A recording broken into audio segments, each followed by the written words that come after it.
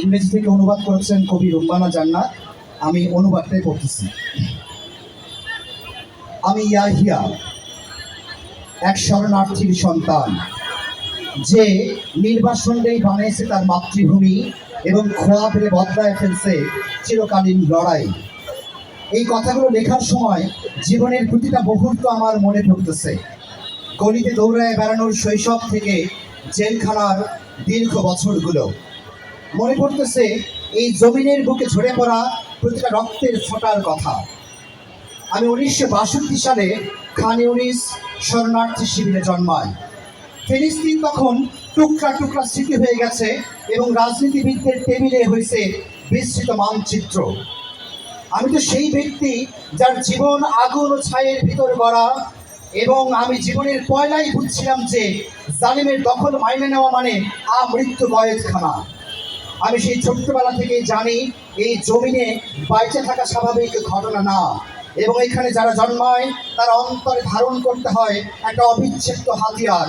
তাদের বুঝা নিতে হয় আজাদি এক দীর্ঘ সফর।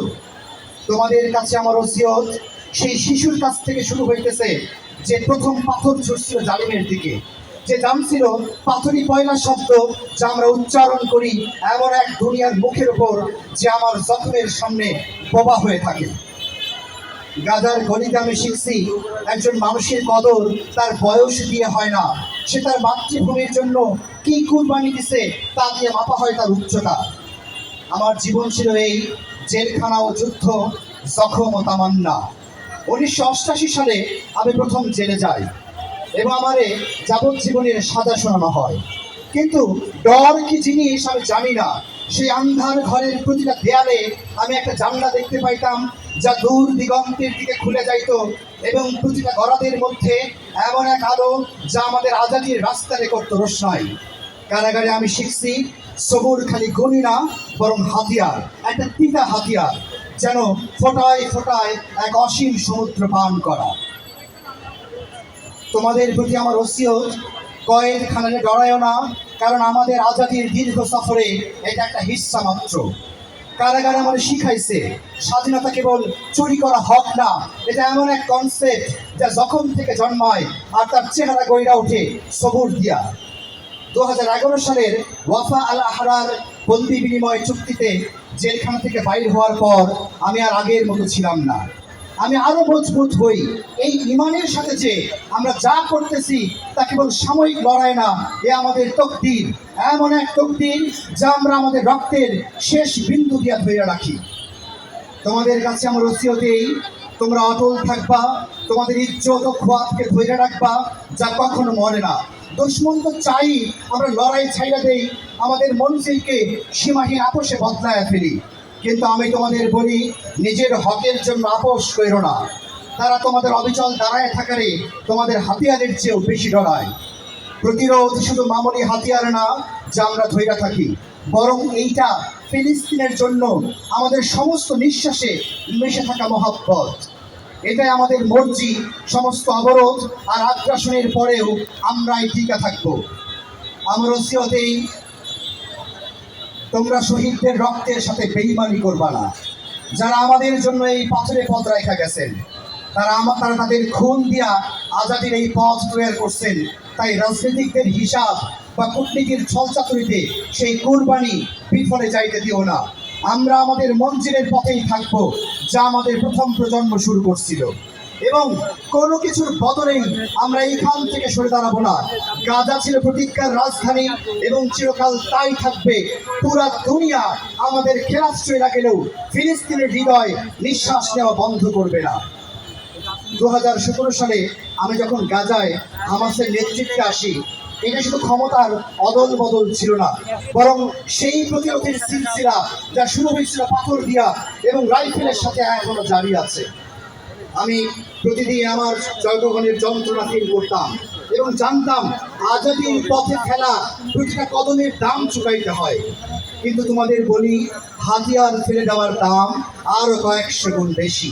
তাই নিজের জমিনকে এত মজবুতভাবে আঁকড়ে ধরো যেমন শেকড়ে মাটিতে ধরে থাকে, কেননা কোনো বাতাসই সেই জাতির উৎখাত করতে পারে না যারা জিন্দেগিতে পয়সা নিছে।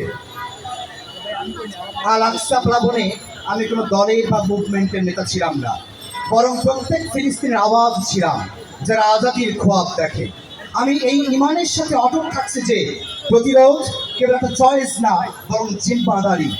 আমি চাইছি এই লড়াই ফিলিস্তিনি জিহাদের নতুন অধ্যায় হোক, যেখানে তামাম দল একত্র হবে এবং ওই দুশ্মনের খেলাফ সবাই এক পরীক্ষায় দাঁড়াবে, যে বৃদ্ধ ও শিশু এবং গাছ ও পাথরের মধ্যে কোনো ফারাকি করে না। আল আকসা জোয়ার ছিল শরীরের যুদ্ধের আগে রুহের যুদ্ধ এবং অস্ত্রের যুদ্ধের আগে নিয়তের যুদ্ধ। আমি যা রাইখে যাইতেছি তা কোনো ব্যক্তিগত সম্পত্তি না, বরং প্রত্যেক ফিলিস্তিনি এটার ওয়ারিশ।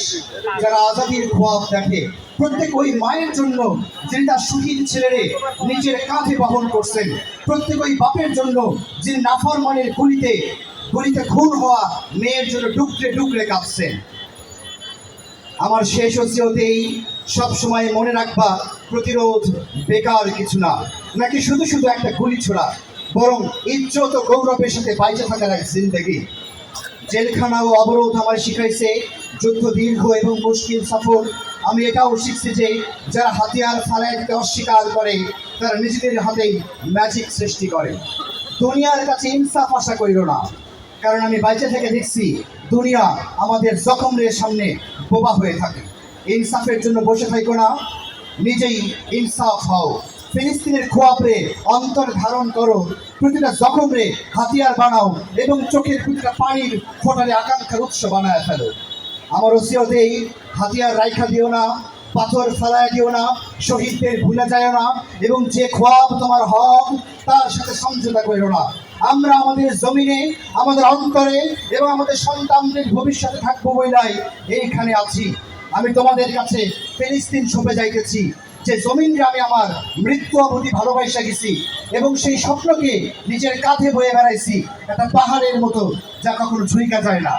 আমি যদি পইরা যাই, আমার সাথে পইরা যাইও না, বরং সেই পতাকায় ধরে থাকো যা কখনো পড়ে না, এবং আমার রক্ত দিয়া একটা সেতু বানাও আমাদের ওয়ারিসদের জন্য, যারা আমাদের ছাই থেকে আরো মজবুত হয়ে উঠে দাঁড়াবে।